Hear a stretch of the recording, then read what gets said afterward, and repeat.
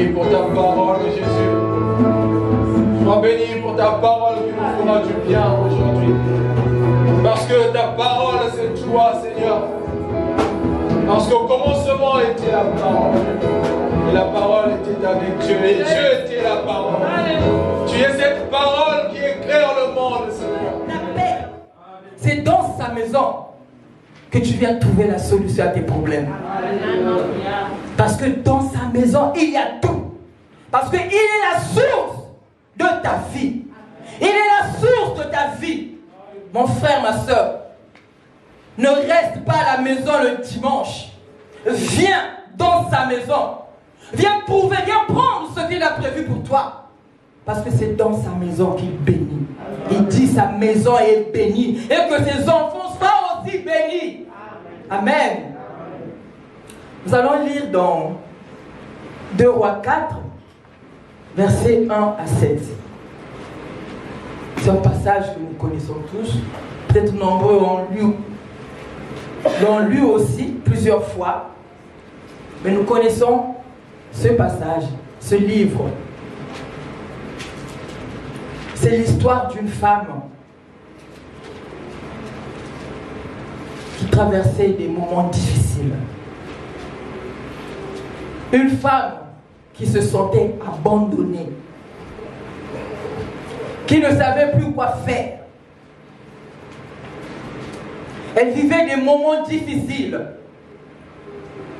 Mais Jésus a changé sa vie. Jésus a tout retourné la situation. Il a changé son histoire.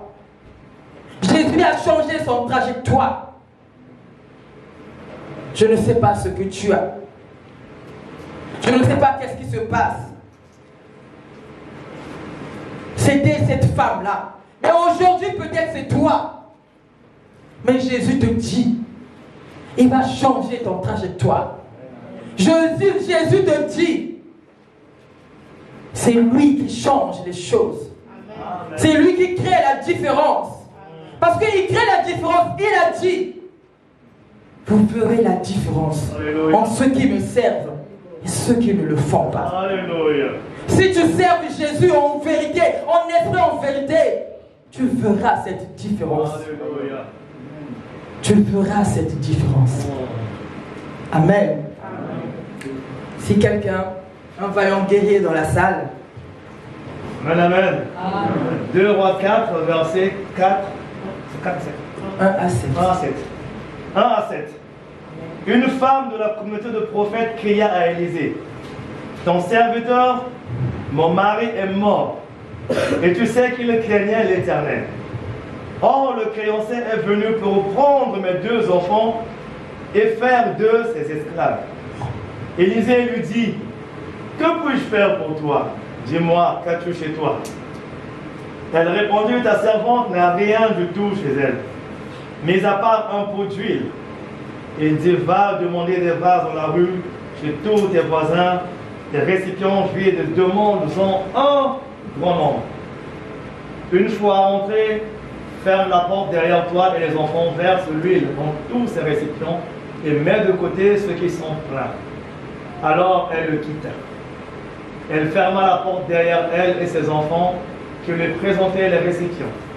Et elle servait. Et elle versait. Lorsque les récipients furent pleins, lorsqu'elle dit à son fils, donne-moi encore un récipient, et qu'il lui répondit, il n'y en a plus, l'huile s'arrêta. 7. Elle alla le rapporter à l'homme de Dieu qui lui dit, va vendre l'huile et prête avec. Tu vivras avec tes fils ce qui restera. Amen. Ce matin, que ton huile ne s'arrête pas. Amen. Dis que mon huile ne s'arrête pas. Ne s'arrête pas. La première des choses, Jésus mentionne, il ne mentionne pas le nom de cette femme. Il dit la veuve. D'autres versions parlent de la femme d'entre les femmes, des fils de prophètes. Cette femme était en détresse. Cette femme a perdu son mari. Malgré qu'elle a perdu son mari, le mari lui a laissé avec des dettes. Parce que quoi? Il avait emprunté. Ce matin,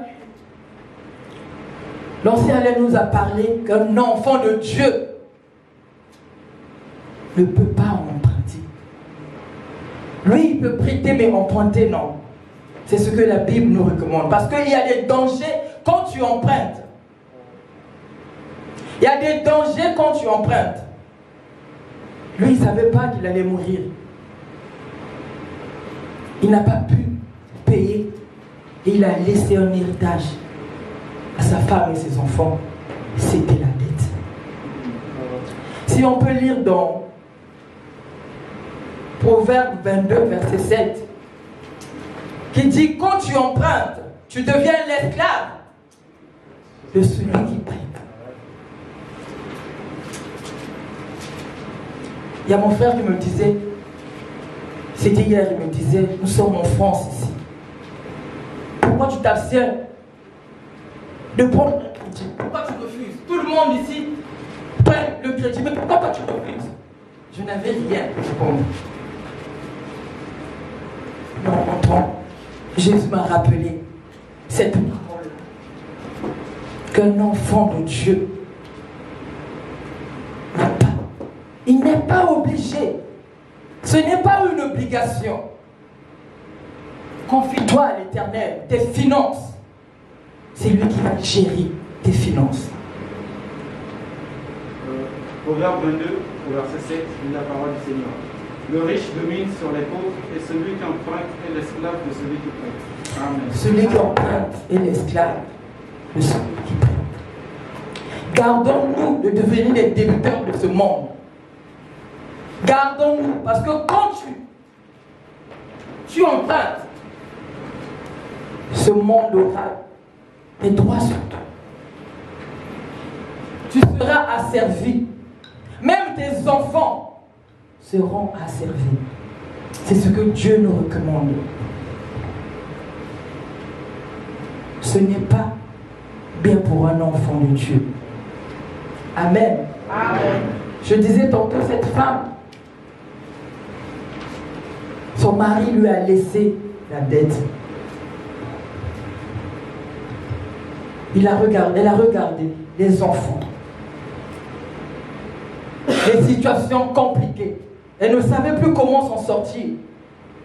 Et le créancier aussi qui arrive, qui dit, moi ma dette, paye.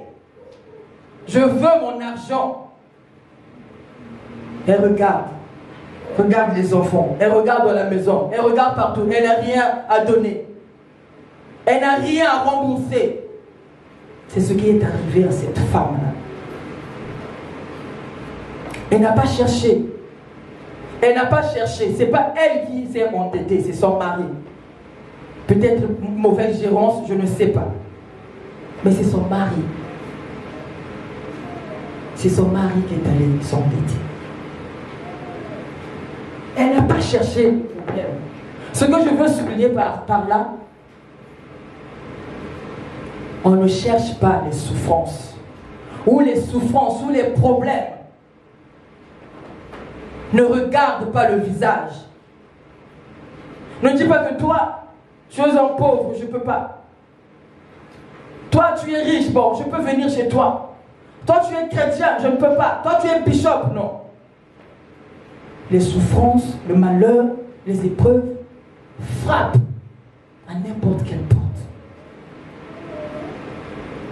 Les souffrances, les malheurs frappent.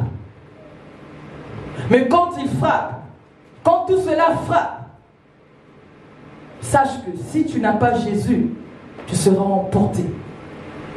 Si Jésus n'est pas en toi, tu seras emporté. Tu seras abattu. Tu n'arriveras pas à te relever.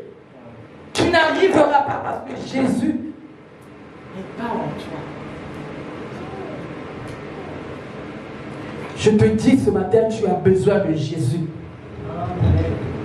Dans tes finances, dans ta vie, tu as besoin de Jésus. Quand tu as Jésus dans ta vie, la Bible dit, tu es justifié par le sang de Jésus. Quand Jésus est là dans ta vie, tu es justifié. Donc, quand même si la souffrance, le malheur vient, frappe à toutes les portes, même arrive à frapper à ta porte, une bonne nouvelle pour toi. La parole de Dieu parlera pour toi. Parce que la parole de Dieu dit, le malheur atteint les justes, mais l'Éternel l'en délivre. Le malheur atteint les justes. Il peut, la souffrance peut arriver, le malheur peut arriver, mais Jésus est là, parce que sa parole est pour toi.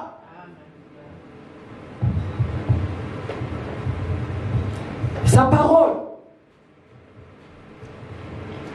parole a été donnée pour toi. Et Jésus qui est la parole est en toi.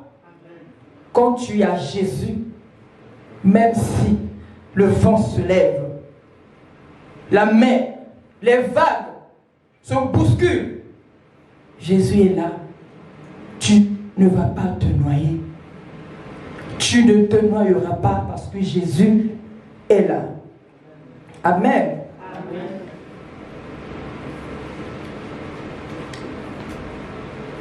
Quand je lis le verset 1, la veuve d'un disciple des prophètes implora Élisée en ces termes. Ton serviteur, mon mari, est mort. Tu sais combien il craignait l'Éternel. Ton serviteur, mon mari, est mort. Mais tu sais combien il craignait Dieu. Tu sais combien il aimait Dieu.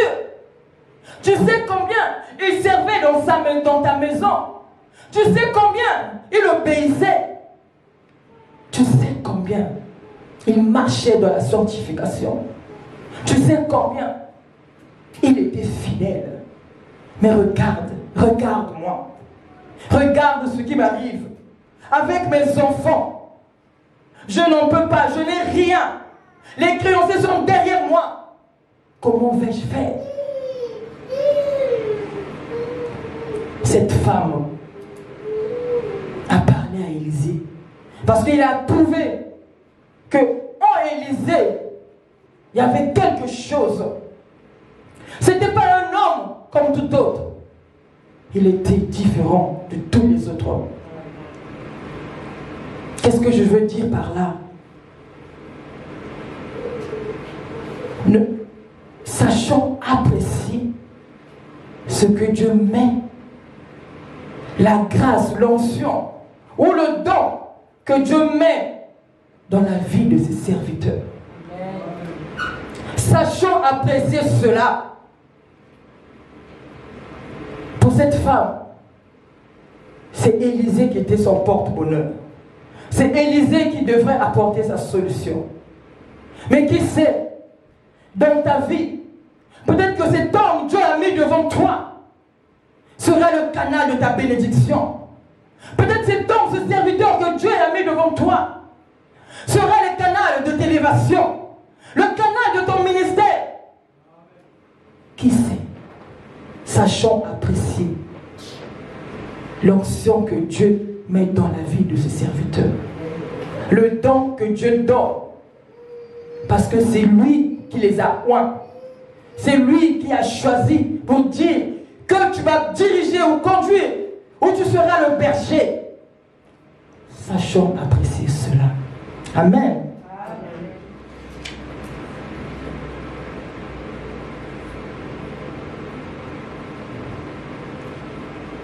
Les créanciers, quand ils sont arrivés, ils ont dit à cette femme, comme ton mari nous devait, nous allons prendre tes enfants. Nous allons prendre tes enfants et ils vont devenir des esclaves. Prendre les enfants, tes enfants à toi, on les prend et ils deviennent des esclaves. Qui pourra accepter cela? Aucun parent, aucun père, aucune mère ne pourra accepter que son enfant devienne un esclave. Aucun parent. Cette femme, en voyant cela, c'est pour ça qu'elle n'a pas baissé le bras. baissé les bras. Et elle a dit, moi, il faut que quelque chose se passe. Même si j'ai ces difficultés, je traverse cette période difficile, même si je ne vois aucune issue, mais je sais qu'il y a un homme. Il y a un homme qui peut m'aider. Il y a un homme qui est là pour moi. Mes sœurs, mes frères, les épreuves sont pour nous, ou les épreuves nous font grandir. C'est vrai que c'est difficile. C'est vrai que c'est très difficile. Parce que quand tu souffres, ou tu es dans une période difficile, même pour te lever, c'est pas facile. Pour avancer, c'est pas facile. Pour marcher, c'est pas facile. Mais au travers de ces épreuves, c'est là où tu vas témoigner les oracles de l'Éternel.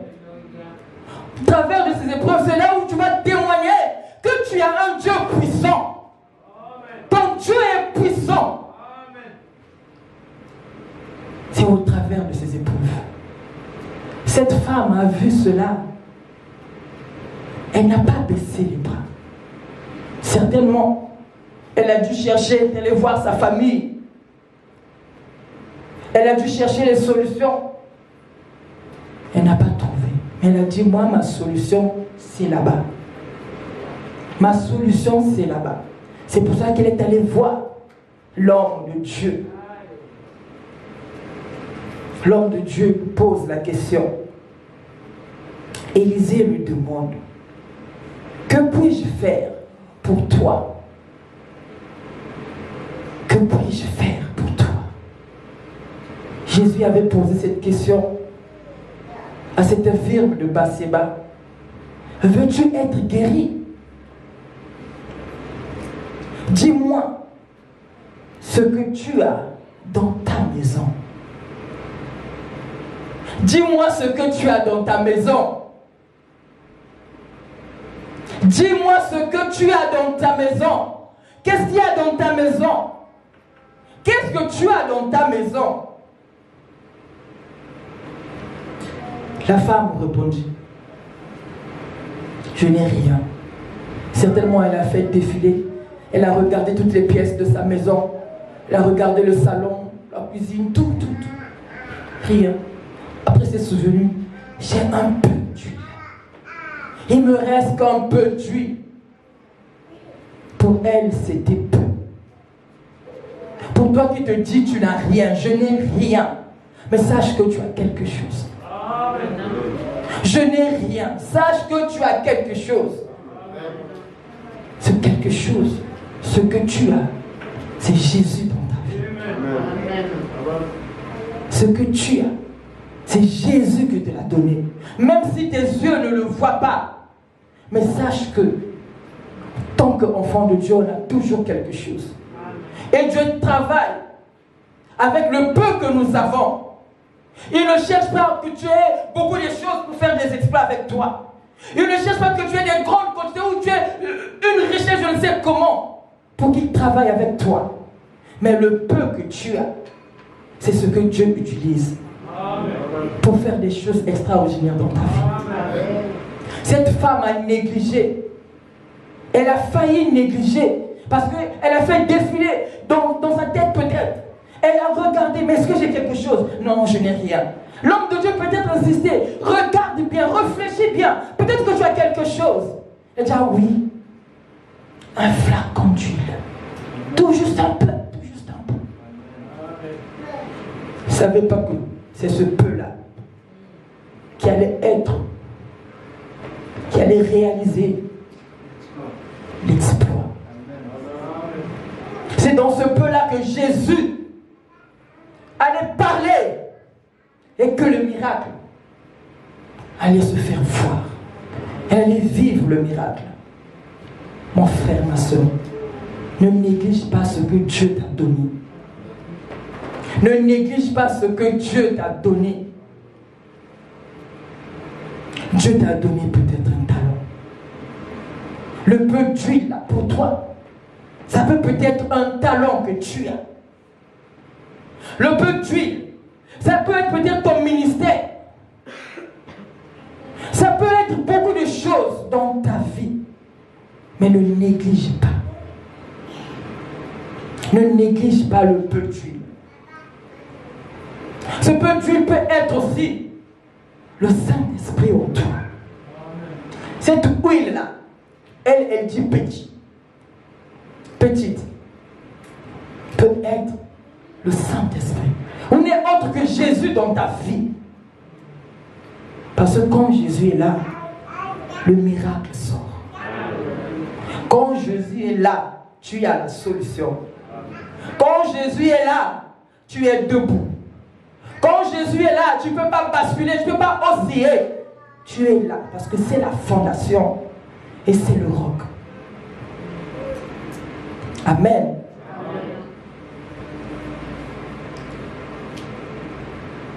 Et l'homme, Élisée lui a dit, vas-y, va donc emprunter chez toi, chez tous tes voisins. Vas-y, le peu d'huile que tu as, vas-y, rentre chez toi. Va emprunter chez tes voisins.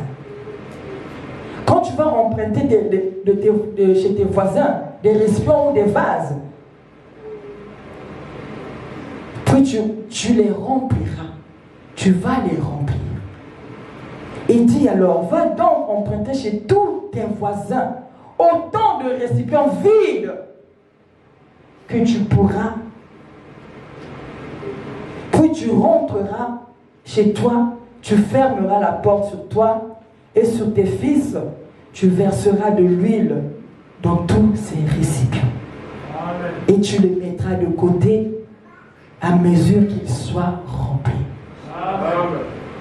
Tu les rempliras. Va emprunter. Va plutôt chercher des récipients ou des vases. Tout ce que tu pourras trouver. Tout. Certainement, cette femme avait une bonne relation avec le voisinage. Parce que si tu n'as pas une bonne relation avec le voisinage, tu ne pourras pas prendre beaucoup de vases. Tu ne pourras pas prendre. Si ton voisin, tu ne lui parles pas, tu ne lui dis pas bonjour, le jour où tu seras dans le besoin, à moins qu'il soit de bon cœur. Mais si lui aussi il est comme toi, il ne dit pas bonjour, mais le jour que tu viendras, il va te regarder comme ça, comme si tu n'entendais pas. Entretenons des bonnes relations. Entretenons des bonnes relations. Qu'il soit quelqu'un qui ne connaît pas Dieu. On n'a pas dit de le fréquenter. On n'a pas dit d'aller chez lui. Mais tout juste un bonjour. Jeudi à la cellule, pasteur Irène nous a rappelé. Un simple bonjour avec sourire peut changer l'autre. Simple bonjour avec sourire. Parce que quand tu viens, bonjour la sœur Charlène, ça ne marche pas. Elle aussi, elle te répond, bonjour la sœur Armelle. Donc quand tu dis, bonjour la sœur Charlène, elle aussi, bonjour la sœur Armelle. C'est que le pasteur Irénée nous a pris. Ne manquez pas non plus à la cellule. C'est là où nous apprenons. C'est là où nous apprenons. Imaginez que cette femme n'avait pas son mari qui craignait Dieu. Est-ce qu'elle aurait la révélation d'aller voir l'homme de Dieu? Si son mari ne servait pas, elle n'allait pas chercher l'homme de Dieu. Parce qu'elle savait que l'homme de Dieu avait la parole de Dieu. La parole, sa solution. La parole qui devrait la libérer. La parole chez elle. Les enfants sont allés chercher, tout le monde bouger pour aller chercher les vases. Rentrer chez elle, elle fait ce que l'homme de Dieu lui a dit. Elle commence à remplir. Il dit à l'enfant, donc je vais remplir. Donne-moi le vase. L'enfant tend le vase, elle met. Tend le vase, elle met au fur et à mesure. Et quand l'enfant ne donne plus le vase, il dit, mais tends encore le vase. L'enfant dit, maman, il n'y a plus de vase. Mais il n'y a plus de vase. Mais l'huile continuait de couler. Lui, il n'avait pas tari, hein, parce que les vases sont finis. Lui, non, non, non. Il y avait encore de l'huile. Et ce sont les vases qui n'avaient plus. Il n'y avait plus de vases. Que l'huile ne cesse pas dans ta vie. Que l'huile ne s'arrête pas dans ta vie. J'ai tantôt dit, cette huile est le Saint-Esprit dans ta vie. Cette huile est le talent que peut-être Dieu a mis dans ta vie. Cette huile, peut-être autre que Jésus-Christ dans ta vie, ne l'empêche pas d'agir. Ne l'empêche pas, ne l'empêche pas d'agir. Et les récipients que cette femme, ou les vases que cette femme est allée chercher. Quand on voit un vase, c'est un récipient, comme on dit, qui a une capacité de recevoir soit un liquide, un produit. Donc ce vase a une capacité de recevoir quelque chose. Soit ce vase qui reçoit quelque chose de Dieu. Et cette capacité à recevoir les choses de Dieu. Et cette capacité qui reçoit les choses de Dieu peut être ta foi. Amen. Parce que si tu as la capacité de recevoir les choses de Dieu, c'est que tu as la foi. Si tu as la capacité de recevoir ce que Dieu dit, mon fils prend, ma fille prend, c'est que tu as la foi. Quand tu n'as pas la foi, tu ne peux pas recevoir. Parce qu'on dit la foi, c'est une ferme assurance des choses qu'on espère. Et une démonstration de celles qu'on ne voit pas. Cette femme a mis la foi en pratique. Parce qu'elle n'avait pas vu, elle ne savait pas comment ça allait se passer. On lui a tout juste dit, prends les vases, remplis, et l'huile que tu as remplie, tu verras la gloire de Dieu. C'est ce qu'elle a fait. Soit ce vase que Dieu peut utiliser. Soit ce vase que Dieu veut utiliser. Élargis ta foi. Élargis. Si en 2001, ta foi était à ce stade, mais cette année, que ta foi change de dimension.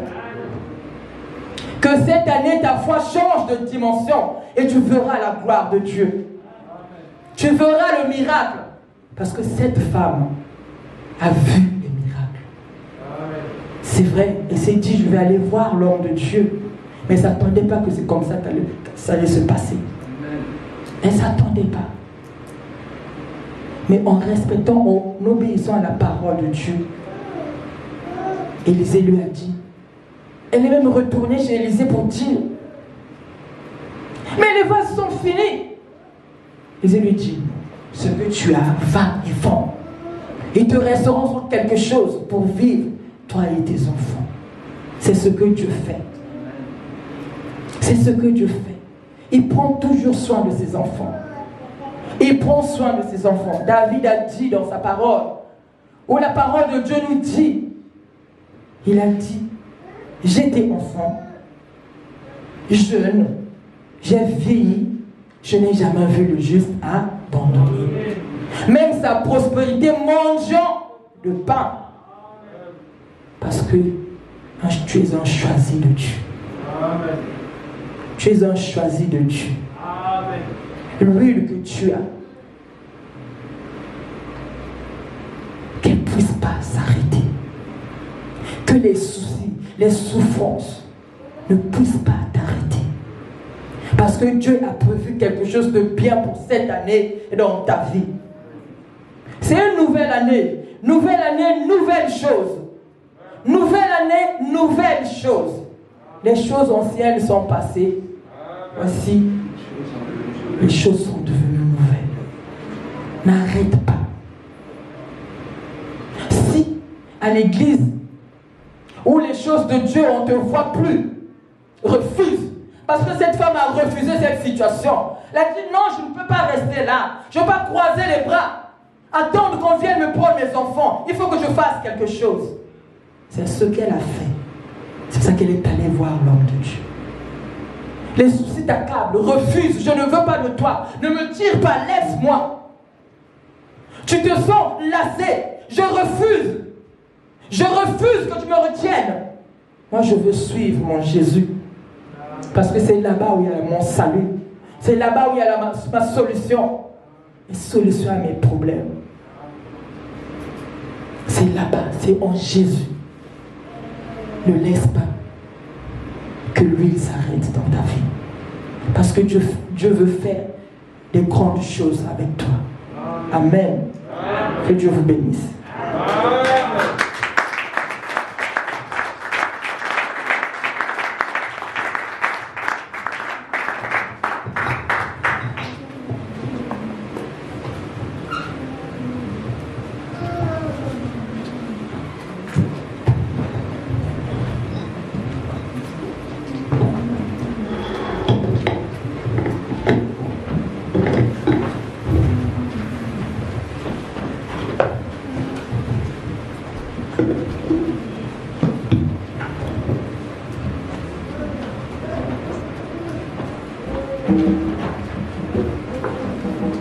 Amen.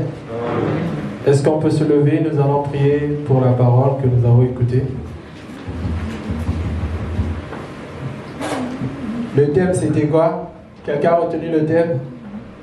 Ou l'essentiel du message? On va dire le pasteur est disqualifié. Mais dans la salle. Au moins le pasteur, il a retenu. Dans la salle, quelqu'un a retenu quelque chose. En bref, seulement, on peut dire un mot du message. Amen. C'est très important de retenir ce qu'on nous dit le dimanche. Quelqu'un a retenu quelque chose? Amen. Est-ce que tu peux dire merci au Seigneur maintenant si tu as retenu quelque chose du message que nous avons écouté?